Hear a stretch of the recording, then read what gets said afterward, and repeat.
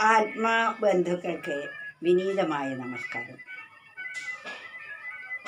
ഈ ലോകത്തിൽ ജീവിച്ചു വന്നാൽ എല്ലാവർക്കും സുഖമായിട്ടുള്ള അനുഭവം മാത്രമേ കിട്ടൂ എന്ന് പ്രതീക്ഷിക്കാൻ വയ്യ.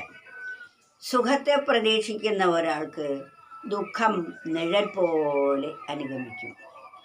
എന്നാൽ സുഖമാവട്ടെ സ്ഥിരമായി നിൽക്കുന്നതല്ല.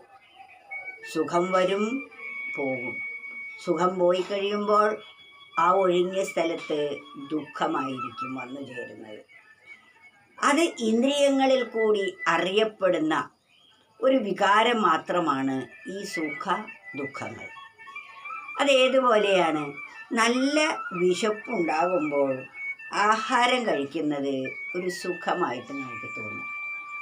എന്നാൽ അത് വീണ്ടും വീണ്ടും സുഖമല്ലേ എന്ന് കരുതി നമ്മൾ വീണ്ടും വീണ്ടും കഴിക്കുകയാണെങ്കിൽ ആ സുഖം നഷ്ടപ്പെട്ട് ദുഃഖമായി വരുന്നില്ലേ? അതുപോലെയുള്ള ഇന്ദ്രിയങ്ങളെ പ്രീതിപ്പെടുത്തുന്ന ഒരവസ്ഥാവിശേഷമാണ് ഈ സുഖം എന്ന് പറയുന്നത്. അത് ക്ഷണികം മാത്രമാണ്. ഇന്ന് മനുഷ്യനാവട്ടെ ആ സുഖം ലഭിക്കാൻ വേണ്ടി എന്തും ചെയ്യുന്ന ഒരു പ്രവണതയാണ്. കാരണം ഈ സുഖത്തിനും ദുഃഖത്തിനും അതീതമായ ഒരവസ്ഥാവിശേഷമുണ്ട്. അതറിയാത്തത് കൊണ്ടാണ് ഈ സുഖത്തിനുള്ള പരക്കം പാച്ചിൽ, ഇന്ദ്രിയങ്ങളിൽ കൂടി കിട്ടുന്ന ഈ സുഖത്തിനുള്ള പരക്കം പാച്ചിൽ.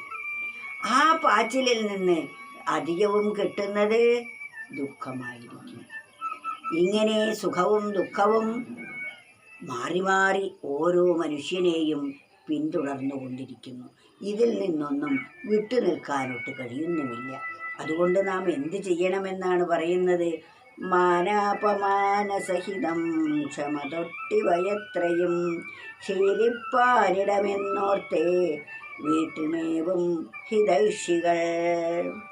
മാനാപമാനസഹിതം. ഈ ലോകത്തിൽ മാനം നമുക്ക് കിട്ടും, അപമാനം നമുക്ക് കിട്ടും. മാനം കിട്ടുമ്പോൾ നല്ല സന്തോഷവും അപമാനം കിട്ടുമ്പോൾ നമുക്ക് വിഷമവുമാണ് ഉണ്ടാകുന്നത്. അതുപോലെ ഓരോ കാര്യങ്ങളും നമുക്ക് ഇഷ്ടപ്പെട്ട വസ്തുക്കൾ കിട്ടുമ്പോൾ സന്തോഷവും, ഇഷ്ടപ്പെട്ടത് കിട്ടാതിരിക്കുമ്പോൾ ദുഃഖവും, ഇഷ്ടമില്ലാത്തത് കിട്ടുമ്പോൾ ദുഃഖവും നമുക്ക് കിട്ടുന്നു. ഇഷ്ടമില്ലാത്തത് കിട്ടിയാലും ദുഃഖം, ഇഷ്ടപ്പെട്ടത് കിട്ടാതിരുന്നാലും ദുഃഖം. ഇതല്ലേ ഓരോ മനുഷ്യൻ്റെയും അവസ്ഥ. അതുകൊണ്ട് ഈ രണ്ടിനെയും തുല്യമായി നമ്മൾ കാണാനാണ് ഇവിടെ അഭ്യസിക്കേണ്ടത്. ഏത്? മാനാപമാനസഹിതം ക്ഷമതൊട്ടിവയത്രയും. മാനത്തെയും അപമാനത്തെയും നാം തുല്യമായി കാണുകയും ക്ഷമ ഏറ്റവും വിശിഷ്ടമായ ഒരു ഗുണമാണ് ക്ഷമ എന്ന് പറയുന്നത്. ക്ഷമ പലർക്കും നഷ്ടപ്പെടുന്ന സന്ദർഭങ്ങളുണ്ട്. അമിതമായ കോപം വരുമ്പോൾ ക്ഷമ നമ്മിൽ നിന്നും വിട്ടകന്നു പോകുന്നു. ക്ഷമ വേണ്ടയിടത്ത് നമ്മൾ ആ ക്ഷമ പ്രയോഗിക്കുകയാണെങ്കിൽ അവിടെ നാം ശോഭിക്കും. അതിനാൽ ക്ഷമ ഏറ്റവും അനിവാര്യമായ ഒരു ഗുണമാണ്. ദുർബലനായ ഒരാൾക്ക് ക്ഷമ ഒരു ആവരണമായി മാറുന്നു.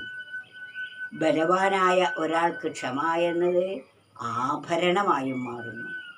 കാരണം ദുർബലനായ ഒരാൾ ക്ഷമിച്ചാൽ മറ്റുള്ളവർ നമ്മുടെ മേലെ മണ്ടിക്കേറി നമുക്ക് വേണ്ട ദോഷങ്ങൾ കിട്ടുകയില്ല. അവിടെ നമുക്കൊരു ആവരണം, ഒരു പടച്ചട്ടയായിട്ട് ഈ ക്ഷമ രക്ഷിക്കുന്നു.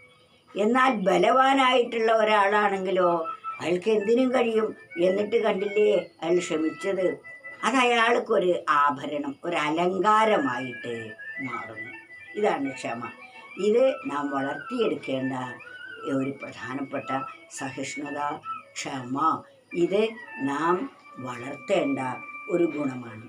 മാനാപമാനസഹിതം ക്ഷമതൊട്ടവയത്രയും ശീലിപ്പാനിടമെന്നോർത്തേ. ഇതൊക്കെ ശീലിക്കാനുള്ള ഒരു സ്ഥലമാണ് നമ്മുടെ വീട് എന്നാണ്. ശീലിപ്പാനിടമെന്നോർത്തേ വീട്ടിൽ മേവും ഹിതൈഷികൾ. ഹിതത്തെ ഇച്ഛിക്കുന്ന ഒരാൾ, അതായത് ഹിതം എന്ന് പറഞ്ഞാൽ ഓരോ ജീവനും ഹിതമായിരിക്കുന്നത് ആ പരമാത്മാവിനോടുള്ള ഐക്യമാണ്. ആ ഐക്യം നമുക്ക് ലഭിക്കണമെങ്കിൽ ഈ മാനവും അപമാനവും സഹിക്കുകയും ക്ഷമ, സഹിഷ്ണുത ഇവയെല്ലാം ശീലമാക്കി തീർക്കുകയും ഇതെല്ലാം സഹിക്കാനുള്ള, ഇതെല്ലാം ഉണ്ടാകുന്ന ഒരു സ്ഥലമാണ് വീട്. ഇതെല്ലാം സഹിക്കുന്ന സ്ഥലവും ആ വീട്ടിൽ വെച്ച് ഇതെല്ലാം നമ്മെ പാകപ്പെടുത്താൻ ഉപകരിക്കുന്നവയാണ്. അതുകൊണ്ട് പാകപ്പെട്ട് നാം ഏറ്റവും ഉത്കൃഷ്ടമായ ഈശ്വരത്വത്തിന് നമ്മെ അർഹമാക്കി തീർക്കുന്ന ഒരിടമാണ്, ഒരു കളരിയാണ് വാസ്തവത്തിൽ നമ്മുടെ വീടെന്ന് പറയുന്നത്. അതുകൊണ്ട് ഹിതത്തെ ഇച്ഛിക്കുന്ന ഒരാളെ വീട്ടിൽ നിന്ന് ഇതെല്ലാം അഭ്യസിക്കുന്നു, ഇതൊക്കെ പരിശീലിക്കുന്നു. അതാണ് മാനാപമാനസഹിതം ക്ഷമതൊട്ടിവയത്രയും ശീലിപ്പാരിടമെന്നോർത്തേ വീട്ടിൽ മേവും ഹിതൈഷികൾ.